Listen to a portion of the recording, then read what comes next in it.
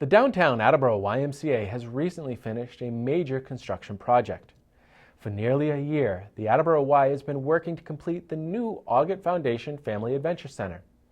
Unveiled in early May, the Adventure Center offers patrons an opportunity to enjoy healthy food at a new café, in addition to an expanded childcare center. We spoke with Attleboro YMCA CEO Robin McDonald to learn more about this new area. We're here today in the Augut Foundation Family Adventure Center. On May 7th, 2014, we were fortunate enough to dedicate the Augut Foundation Family Adventure Center in the name of the Augut Foundation, one of the lead donors for the center. We're excited to have new facilities for our after-school programming, for our toddlers, for Child Watch, which is for folks who are dropping their kids off for a couple hours while they work out here. And we have a new Cuddy Kids Gym dedicated in honor of Tom and Ellie Cuddy. The cafe is one of the features of the center, and in the cafe we serve healthy foods like fruit cups, smoothies, paninis, wraps and salads. We hope to provide a healthy food alternative for folks before and after working out, as well as a great spot for small communities in the Y to gather. The process started about a year ago when we really had the architect come up with the drawings for the center. Our objective was to create a family area that was safe and also a cafe that was in keeping with some of the traditional look of the Attleboro YMCA from 100 years ago. The original building was built here in 1909, and one of the unique things was our opportunity to capture some of the history in the cafe design. We had a picture from sometime around 1915 when the lobby was adorned with a lot of wood. We were able to capture some of that with the look of the Augut Foundation Family Adventure Center Cafe this time.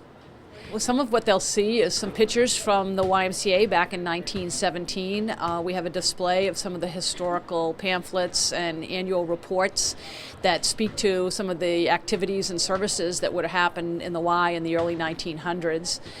They'll see a cafe staff as well as some period remade furniture that would have been in the cafe or in the lobby of the Y originally in the 1900s.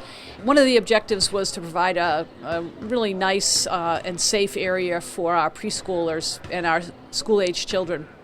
The original lobby had no bathrooms. It's about a 4,000 square foot area, and without bathrooms it forced the kids and the staff to have to go to some of the public areas to use the bathrooms.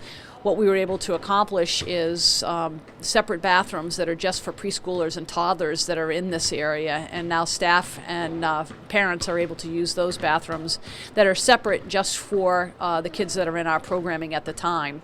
And so that's a key safety feature for us. Child protection is very important to us, and the bathrooms in the spaces here where the kids are gives us an opportunity to improve that safety.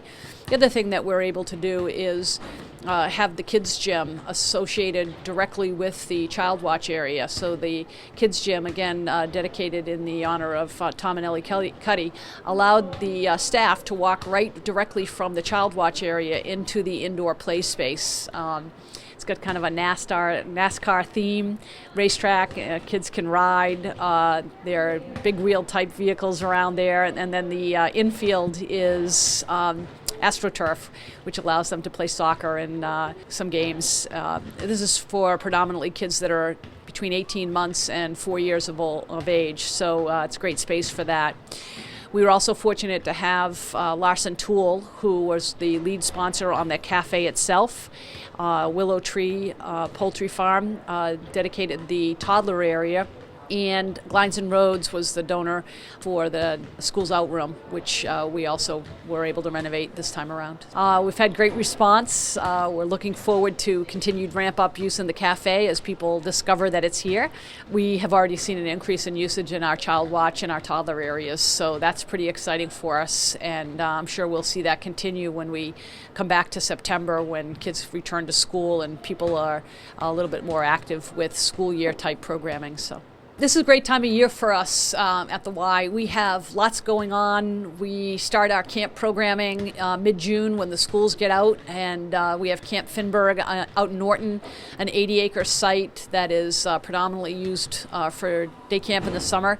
So we have an exciting 10 weeks at Camp Finberg. We also have a camp at our Pleasant Street branch, which will kick off mid-June. We have some specialty camps this year that will be offered downtown. Some of them are sports camps related, but we're going to utilize the cafe behind us here for a farm-to-table camp and some healthy living camps for kids. So that's some new things that we're going to be doing.